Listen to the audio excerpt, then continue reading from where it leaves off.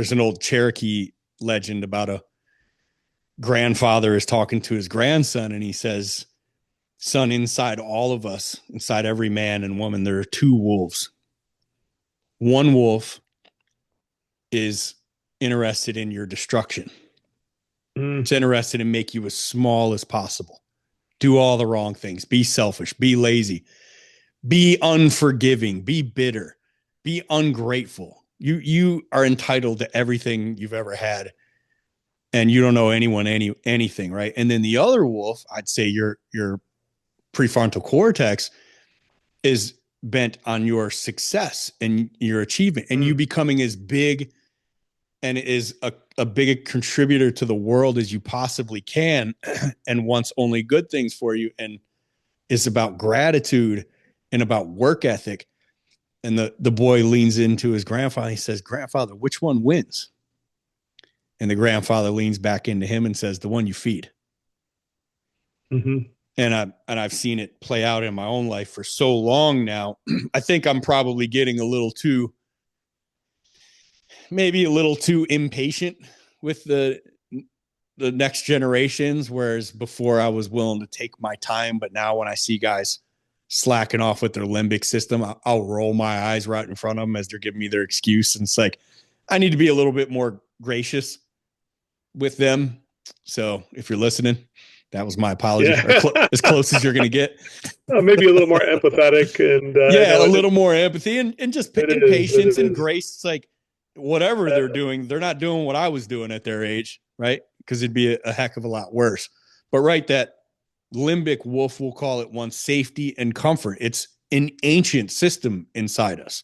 Hide in the cave and don't die. Please welcome America's service sales coach, Joe Crisara. Welcome to the Service MVP Podcast, the show that helps home service professionals master high-value sales, build stronger client relationships, and grow their business like never before. Join industry experts as they share real strategies that drive results. If you're ready to level up your service game, you're in the right place. Let's get started. It's the Service MVP Podcast.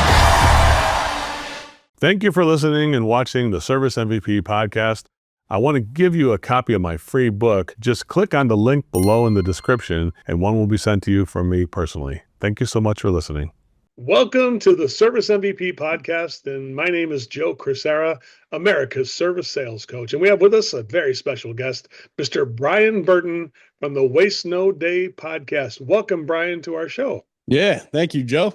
Pleasure being on. It's good to be on this side of the microphone / iPad for a change. We've had you on Waste No Day 2 times, both phenomenal episodes. I remember the first one in particular, because we did, you're famous for the yes, no revisit, which I talk about all the time and always give you credit for, but I'm like, I love the strict ultimatum that we hold ourselves accountable to, which is yes, no, when can I come back? Not yes, no, I'll give you a call, after the holidays or whatever. Just this totally ambiguous feeling where, hey, maybe they will, maybe they won't, probably they won't, but we like to fluff ourselves up. But you and I went back and forth on, you were role playing as the salesperson and I was the client. And I said I had to talk to my financial advisor, who's a Sherpa on Mount Everest. And they might call me by satellite phone like next Thursday, but I'm not sure. You would not relent on the fact that you were getting a revisit set, and you ended up getting the revisit set. And it was one of my favorite role plays we've ever done on Waste No Day. So love having you on.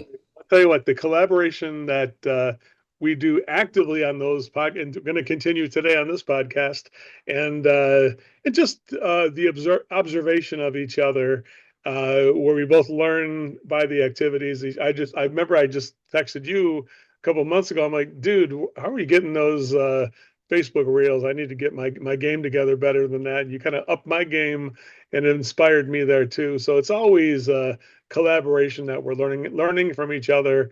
And I don't think any of us have come up with anything that we invented. We're just finding new opportunities to bring information to the public. Right, Brian? Yeah, I think everything's kind of been done before, but all of our experiences are so unique that we're just adding our own personal flavor to everything. And some of it resonates with some folks and some of it resonates with other folks. And it's always fun to see the evolution of the sales game and the sales training and how it's being introduced more and more to our trades and our people. More importantly, is our young men and women who need the trades as a leg up. And I'm sure you'll agree, I believe, need to learn to communicate as a very significant leg up and a help to their lives. Well, for every plumber who has lost their job because they didn't know how to do plumbing, there's 8 plumbers who lost their job because they don't know how to communicate, Brian. So I definitely agree with you there for sure. Brian, let's go ahead and just get started. A little bit of background about you, and let's turn the tables here. And this is your show and your dime and your dance floor, as I say. So tell us a little bit about how you got started and how you grinded it out when you were younger, and how you wound up to be doing what you're doing right now. Tell us a little bit give us the thumbnail so it doesn't take too long. All right. Yeah. I won't take 3 hours tonight.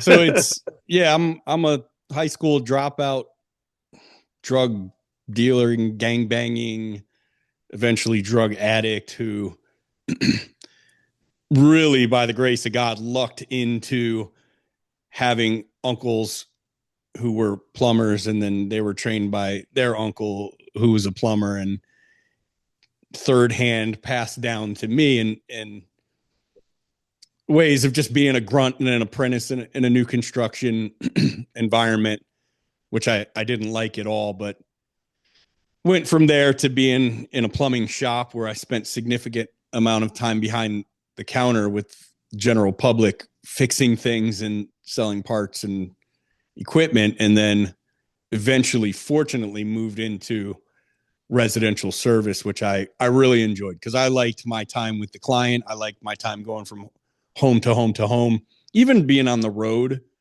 after being in a job at a plumbing shop where I never left. It felt so free to me to be driving job to job.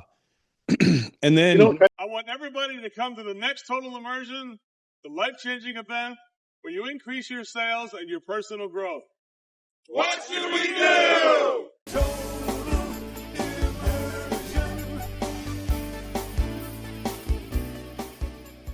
Can I just stop you there? Sure. When I first got into business, I was like, can you believe people get paid for this? I mean, it's like, you were HVAC, it was like, right?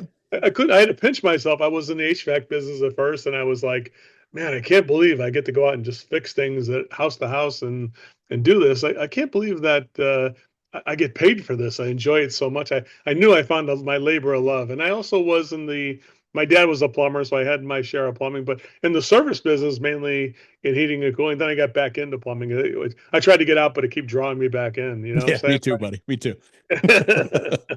Yeah, it was a godsend for me, especially the service aspect. Well, even where you just get to go to home and meet different people. And in the early days, I would work for a lot of World War II veterans, and I was a real World War II buff for some reason. Just I still watch a lot of World War II documentaries, and I would love to just sit there and have conversations about that. But yeah, I was, after 2001, I had a couple of knee surgeries that year and became an opiate addict. Although I wouldn't say I really knew it at the time because there was no quote unquote opiate epidemic, but I knew that I had a doctor who kept increasing the prescription size. And if I went a day or two without it, I got pretty sick and in the dumps.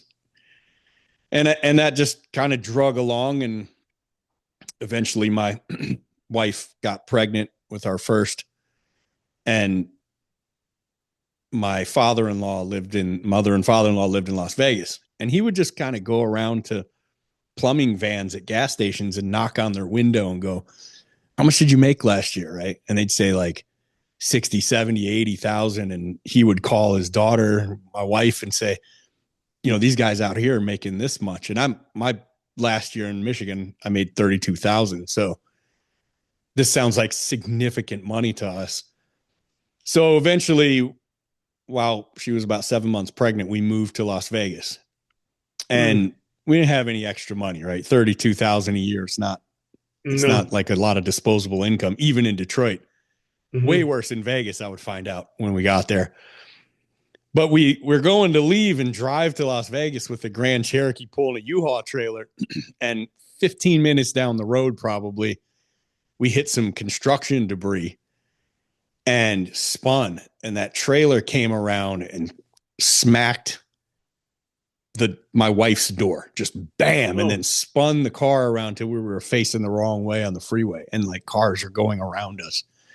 So I think we blew both tires on her side in that construction debris. So cops come and we get helped out there. So I fly her to Las Vegas and then fly my brother-in-law back to drive with me. And when we get there, man, I don't have any spare money. And I haven't the internet was around, but it wasn't what it is today. Right. So we get there and unpack Saturday, Sunday. And then Monday morning, I borrow gas money from my father-in-law because those flights broke me. And I used my mother-in-law's little computer you remember MapQuest. I didn't have a TomTom or a Garmin or any of that. Yeah. There were no smartphones yet. So I print out directions from their townhouse to a plumbing company, to another plumbing company, to another plumbing company, and back to their townhouse. Right. So this is all I know how to do. I drive to the first one and the guy offers me $25 an hour. And I'm like, just right there. Even if I don't work overtime, I'm now at $50,000 a year and I'm an overtime guy. So I'm going to make 60, 70. And I liked him. He was like salt of the earth, just a plumber's plumber, the type, just a good dude, honest guy. Yeah. Reminded me of what I grew up with. And I told him I have 2 more to hit, but I'll probably be back. And he asked me the name of the other ones. And I told him the next one, which was Yes Plumbing and Air Conditioning. And he said, "Oh, you don't want to go there. They're just going to teach you how to rip old ladies off." And I was like, "What?" Like I wasn't familiar with hyperbole or selling text or anything like that. So my instinct was like, how are they in business if they're known for ripping people off? And he's like, "Well, you'll see. They're going to try to get you to be a salesman, but it's all about ripping people off." And I had not heard of this concept, but it didn't matter. I still had to hit these 2. So I get there and I walk in the front door, and a lady I would come to know later named Mona asked me what I need. And the plumbing manager's not here, but she's going to go get me an application. So I have a seat and a guy comes walking in named Lance, good looking, like 6'1", very fit, very clearly has money, but he just struck me as somebody who didn't exactly grow up with it. Like maybe even had a childhood like mine. So I just kind of instantly respected him. And we have a little back and forth, and he asked me what I'm trying to be. And I said, "Well, I'm a plumber." And he said, "Is that all you want to be?" Which, plumbers aren't going to take that real well, especially good third question. Generation. Yeah. And I said, "Well, isn't that enough?" And he said, "Well, I mean, yeah, that's fine. If that's all you want to do, have you ever thought about learning to sell?" And I kept my eyes from rolling, but obviously that previous conversation hit me in the head. And I'm like, now I'm just trying to get out of here, because everything that guy said was probably 100% accurate. Now I'll tell you this, Lance, Ken Goodrich's GM at the time, did not strike me as a guy who was out ripping people off. And I feel like I have a pretty good handle on who is that and who's not. But he said, "I'll tell you what, you come to the conference room with me for 30 minutes, have a conversation. Whether you want to come to work for us or not, I'll give you, I want to say it was like a $50 Visa gift card or something. It's like $50. And I needed gas money anyway, right?" So I said, "All right." And I don't think I was in there for 10 minutes before I'm signing paperwork. And I don't remember the words of the conversation, unfortunately, which really sucks because I remember a lot of things from then, but not. But what I remember was him very clearly articulating the difference between a plumber a plumber who's out there ripping people off, and a plumber who is an expert communicator and is able to relay what he feels and knows in his head and his heart to another person in a way that seems genuine and believable. And I was the first guy. I wasn't the second, but I definitely wasn't the third. And he said, imagine a world, right? He asked me, if you can look back on last year, if you recommended something to a client, what percentage of them would you say bought? And I said, maybe 50. And he gave me a look like he didn't believe me, but he said, all right, let's say 50. Now imagine you're on performance pay. So you get commission, right? This X percentage of anything you sell and install. Now imagine you didn't recommend another thing other than what you recommended last year, but instead of 50%, you got 85 or 90. How much would you have made? And I'm like, a lot more than 32,000. That's for sure. Right. And he said, this is all we will teach you how to do here. We will teach you how to go in and recommend the things you would recommend anyway, letting the fact that you make money off it have no bearing on that, except the way you're going to speak about it is going to be with authority and passion, and you're going to learn how to actually get it done. Right. Would that be a bad thing? And I'm like, as far as I can tell, that'd be a great thing. Right. So I hit the third company, and the third company offered me 30 an hour. I'm like, oh man, dang it. And that's a hard pull, because it is essentially I was, making 15, 16 at the company before. Right. Yeah. And I still have to go home and answer to my wife, who's 7 months pregnant, sleeping on her mom's couch while I'm sleeping on a top bunk bed above my little brother-in-law who's playing video games all night long. Right. We weren't in the best situation. And $30 an hour would ensure we were going to get out of there a lot faster than performance pay. So I get home and I give her the high five move. I'm like, we're going to crush it this year. And she's like, ooh, what happened? I told her about the 3. And I said, I signed up with Lance at Yes Plumbing. And she says, all right, what's the hourly? That's the best part. There isn't one. That whole meltdown situation that we recovered from pretty quickly. And I did. One thing I remember for sure was my very first call I ever ran was a faulty Moen 1222 cartridge in a tub and shower valve. And I did not sell it. I left empty handed, and I was like, oh, this was not a good move. Right. The whole way to the next call, I'm kicking myself, but ended up being pretty well. And then from there, I carried working. That was Ken Goodrich's shop in Las Vegas before anybody really knew who Ken was, but I certainly did at the time. Brent Buckley and I started about a month apart from each other. And anytime we could have a conversation with Ken, we were just all ears and notepads, because the he's so good at what he does.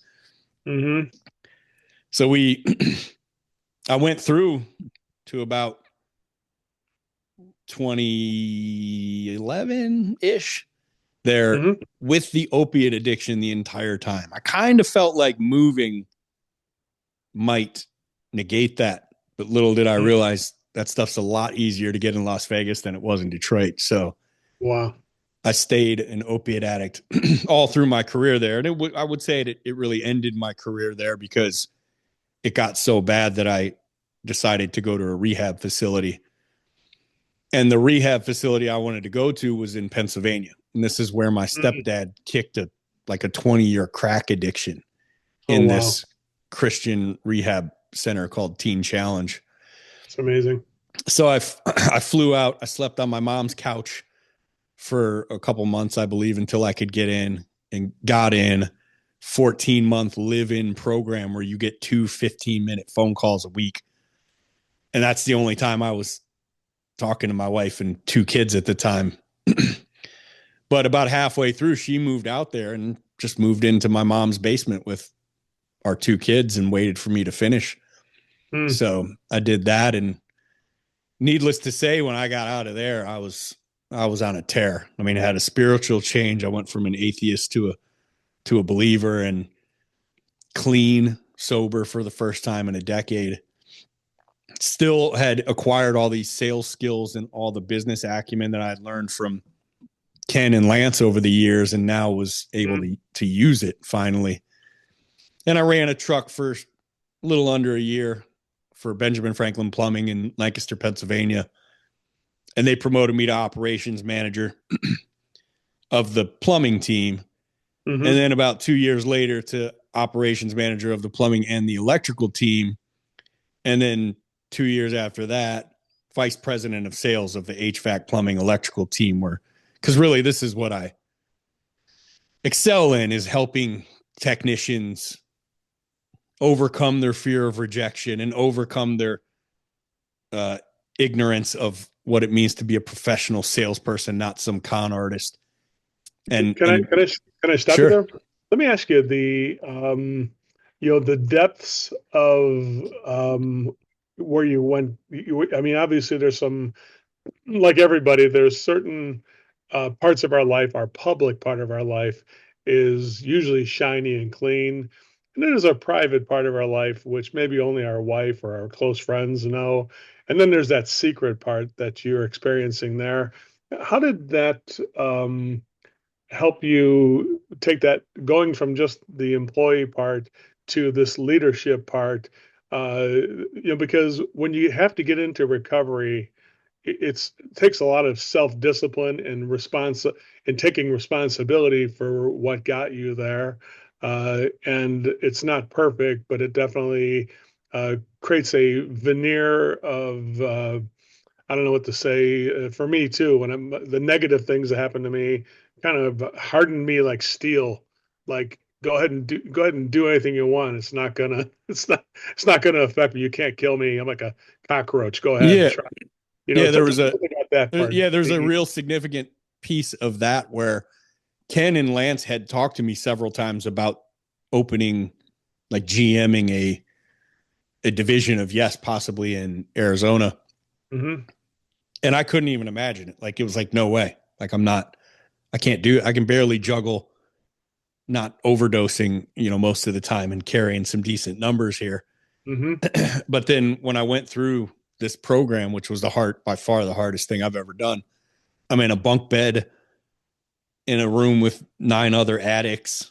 Like, it's just it's a nightmare. The cool part was I got to do a lot of studying. There's no TV, there's no radio, there's no phone, there's nothing but you and books and other addicts. And I got to know a lot of people and share a lot of things with a lot of people and help people in ways I didn't really know I was capable of while I was in there, and be helped in ways that I didn't really understand. So it was a pretty natural progression into leadership of guys who weren't nearly as broken as the guys I was with in there for 14 months. And the trades are the trades. Most of us are broken, right? We didn't get into this because we had a perfect life with a wealthy family. That's not how you typically get into an HVAC truck. So dealing with these guys has been not easy, but natural for me, and very, very rewarding seeing particularly young broken men get a leg up, and me having the ability to reach down and pull somebody up because I know where they're at and more in most cases. So it's been a pretty natural progression. Good question.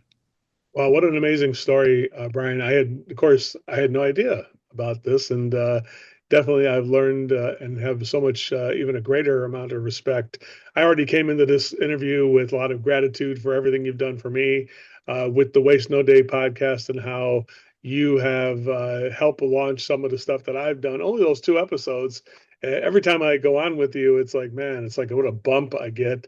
And you carry that's me and Nate, but it's knowledge, man. I think it's the authenticity that you guys both have. That it speaks to people, and I think that I've always aspired to have that level of honesty Sometimes even when it's not popular, it's not always a popular story, but definitely it's an honest one. I think that's really what I'm hearing from you.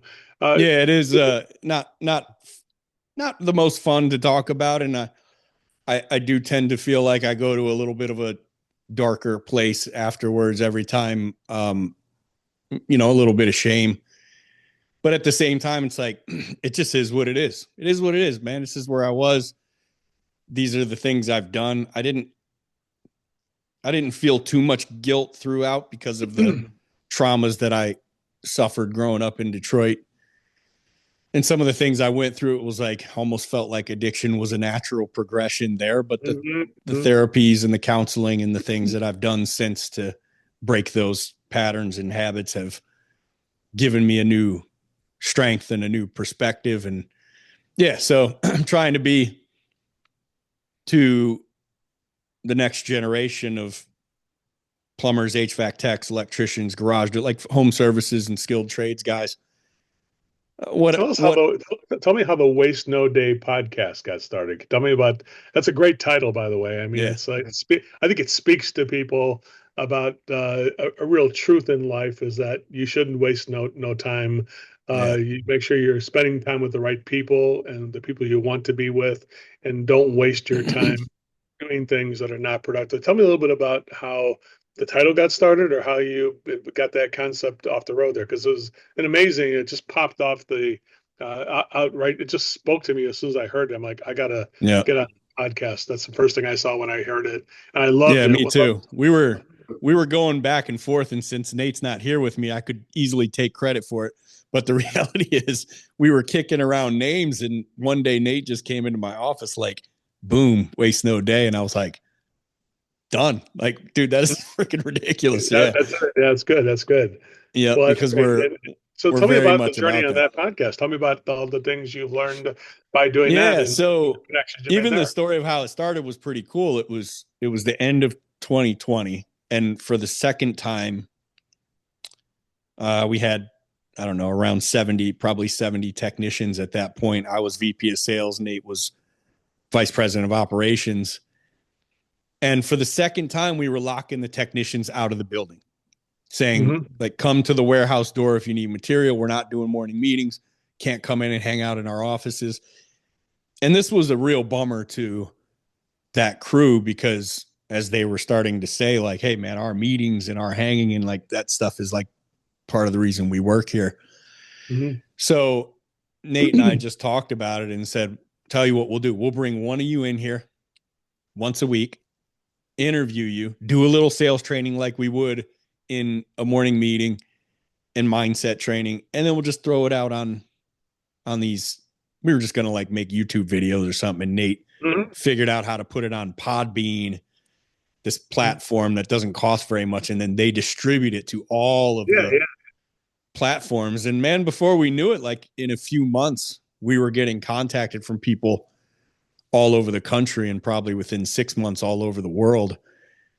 And then all of a sudden we started to get guests like Tom Hopkins and Tim Kennedy on there, and these names. It was like easy to do, because relatively easy. It took a lot of work, but people want access to your and my audiences.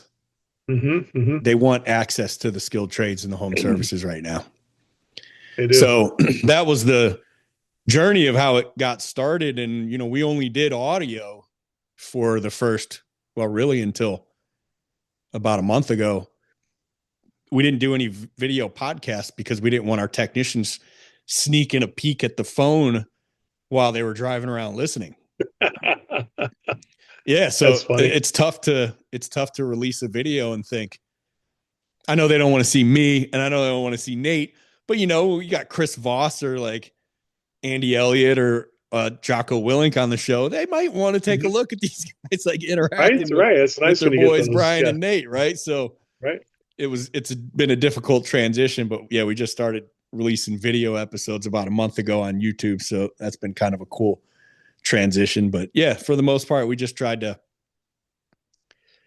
let the guys have a member of our team to hear his story and hear how he came to be and get a little training from me and a little training from Nate at the same time. And that's what it started as. And it just kind of accidentally ballooned into something much bigger, fortunately for both of us, I think, because it's been a lot of work and there was never any money incoming, always money outgoing. And right. So it's an investment in you and Nate, Brian, and both you guys. You guys have, it's an investment you're making in the trades in a way by 100%. giving information Yep. to the trades. It is great. Tell us what's going on now. What's happening now that you can. What are you working on right now that's exciting right now, Brian? You want to go ahead and give us some updates about what's happening right now? Yeah, if in terms of what I'm working on, I'd say probably the blue collar closer platform, which is a culmination of all the years of me selling in a truck and then all the sales training that I went through, which was just about everything you could go through over the years, which is part of how we got all those guests on the show. Mm-hmm. And then bluecollarcloser.com is our platform. But yeah, probably my baby is the Benjamin Franklin here in Phoenix, the Scottsdale branch that I'm general manager of. We're building quite an awesome team from pretty small over the last 2 years. Mm-hmm. Mm-hmm. And then, still cranking out Waste No Day Ups. So I'll be doing another one an hour after we wrap up here. So I'm still as excited as we were month one, I think. I mean, we go in and out of, you look at the clock sometimes, you're like, oh man, I got to go do that now. But mm-hmm. You take a look at the reviews on Apple and that gets you just motivated to go. But I'm also very familiar with recovery programs as well. And one thing I realized when I started to do this is how closely aligned the success of a person, by taking ownership, by realizing when things are unmanageable and taking ownership and self-inventory and trying to be of service to others, how closely that aligns to what people do in the trades. Have you noticed the connection between the two things about how if you become good at the one thing, you'll become good at the other one too? You think about that? If you become good at being an addict? Well, become good at recovering. The addict doesn't take it. Yeah, I would say this. I believe there's a higher power, because the higher power, everybody has to admit that we're drawn to do things that we wouldn't consciously do that are bad for us. And there's other times we get drawn to do things that are really good for other people that we wouldn't normally do either. That there's a higher power that draws us to do negative things or positive things, but it's up to us to choose that path. And I think that's something that the choice we all have is something that every tradesman is faced with. Could you comment on that a little bit? Just that kind of a concept? Yeah, I think, and I'm actually reading a lot about this right now. And in a way, what you're talking about is the dorsolateral prefrontal cortex, or the DLPFC. Mm-hmm. And it's a part of our brain that it is what we will use. So if you take responsibility and you say, this is on me, I caused it, I own it, I'll fix it. Especially in the cases when you don't want to. And let's even take it to a lower level. I'll be up at 3:45 tomorrow morning. It does not matter what time I go to sleep. It does not matter how I feel. It doesn't matter how I sleep. I'll be up at 3:45. I'll be at the gym when it opens at 4:30. Right? I'm going to get a lift in tomorrow. Actually, since November 1st, I'm going to get 30 minutes of cardio, and then I'm going to get a lift because I'm trying to cut down a little bit because I'm getting a little sloppy here. Mm-hmm. So, and what happens when we do this is we activate something called the dorsolateral prefrontal cortex. And there's like a versus battle of this versus the limbic system inside of our brains at all times. This is the thing that basically controls everything about our future, our income, our fitness level, our confidence, our growth in every way. The DLPFC grows when we make a decision and then do something, especially when we don't want to, but it's something that needs to be done. The limbic system is pushing us the other way. It desires comfort. safety, security, not action, right? So the limbic system will be saying, bro, you don't need to do that. Get up that early. You crazy? You need sleep, bro. Roll back over. Yeah, it's cold. The pillow feels good. The blanket feels good. Mama feels even better. Let's slide her over a little bit closer. Yep. And just chill. You deserve it. Well, when I take that road, which is what you do as an addict, you are completely given over to the limbic system. Mm-hmm. And when you get in recovery and start making these hard, difficult choices, the limbic system gets weaker and the dorsolateral prefrontal cortex actually gets stronger and even grows. They can even see it grow in the brain. Mm-hmm. So the more you do difficult things that you don't want to do, but you know you should do, the easier they get. Because as that grows, it gets easier to, the voice of the limbic system shuts up. It quiets down. It's never gone. Like tomorrow morning, I want to throw that phone into the sheetrock and just shut the world out, right? Close the curtains and like, I'm sleeping till 10. It's always there, but man, it gets so much less influential as you work on strengthening the dorsolateral prefrontal cortex. So that silent war happening in our heads at all times is always being won by one side or the other. And I'm really digging into how, like, we don't know the levels we can hit. We really don't know what reserves are untapped inside of us as we grow that good part of our brain and shrink that bad part. But it's like, what's the potential in one of us, right? I'm a high school dropout, former gangbanger, drug addict with no dad, who is now on a podcast with probably the premier presentation trainer in the home services, right? Ever. And I'm being interviewed like, this is what, right? And all the things that I've gotten to do in my life. And you put it perfectly. They're as a result of that process of starting recovery and taking ownership and saying, these hard decisions have to be made. These difficult steps have to be stepped. And at the time when I was at the worst point of my life, which is right before I went to rehab, when I was literally squandering the fact that I got, just by some miracle, placed on a team with Lance Fernandez, Brent Buckley, and Ken Goodrich, right? Like, how lucky can you get? Nobody knew who any of them were, but you could tell there was greatness there. No question about that. Mm-hmm.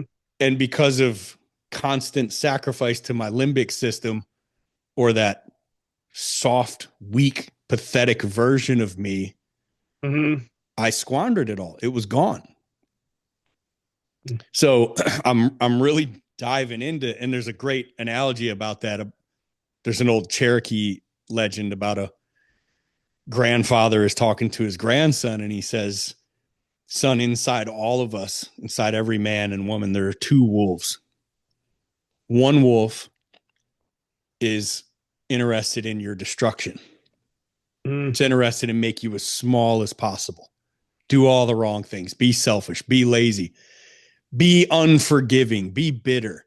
Be ungrateful. You are entitled to everything you've ever had, and you don't know anyone anything, right? And then the other wolf, I'd say your prefrontal cortex, is bent on your success and your achievement and you becoming as big and is a big contributor to the world as you possibly can, and wants only good things for you, and is about gratitude and about work ethic.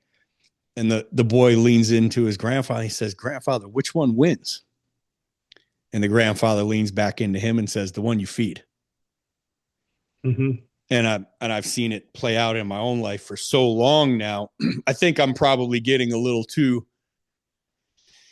maybe a little too impatient with the next generations. Whereas before I was willing to take my time, but now when I see guys slacking off with their limbic system, I'll roll my eyes right in front of them as they're giving me their excuse. And it's like, I need to be a little bit more gracious with them.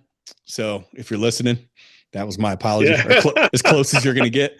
Maybe a little more empathetic and a little more empathy and just patience and is. grace. It's like whatever they're doing, they're not doing what I was doing at their age, right? Because it'd be a heck of a lot worse. But right, that limbic wolf, we'll call it one, safety and comfort. It's an ancient system inside us. Hide in the cave and don't die. It looks for the easy route. It's timeless. And the limbic system brings us to darkness and isolation. And the other system, which I'll leave that to you. Those are some phrases. The PFC. From you for sure. But the other system, the system of service and work that we do to help other people it's harder to do, honestly, and harder to even serve ourselves the right way, as opposed to, I think we fall into it's a magnetic pull. It doesn't take any effort to serve that limbic system. Yeah. It takes effort to do the other one. That's why it does align with the service industry so much, because it is a service. It's like the ultimate service, I think, that you're providing there. Make sense? Yeah. And every day we walk into a service call, right?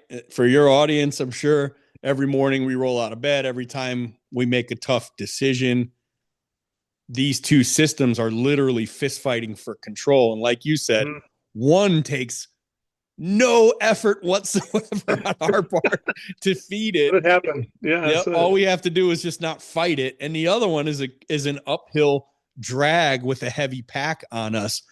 This isn't motivational theory. It's literal neuroscience. The dorsolateral prefrontal cortex grows through use like a muscle. But when it's not used, it's not just like only it atrophies.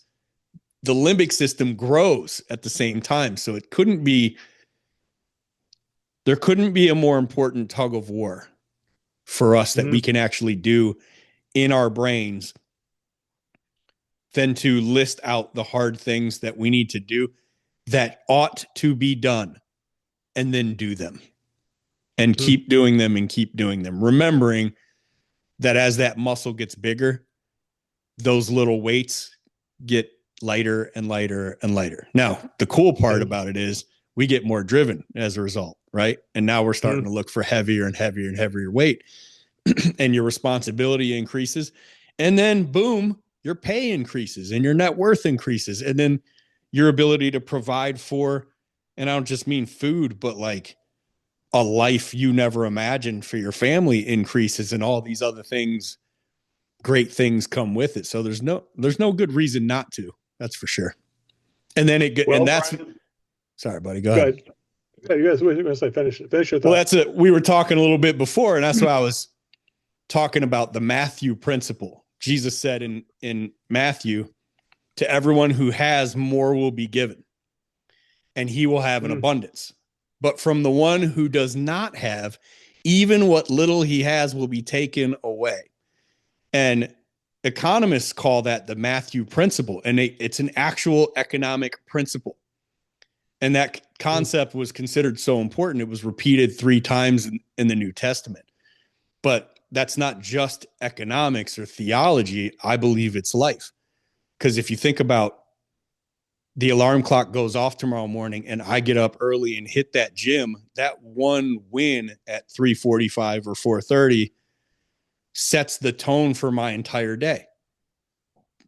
So I've proven to myself that my willpower and discipline are going to beat my weak mind and body into submission that day before most people have even woken up yet, right?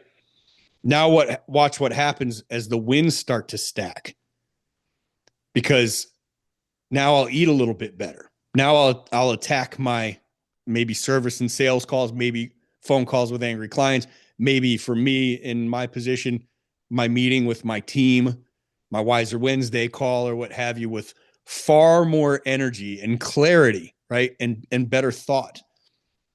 So I'll speak to everyone with more confidence.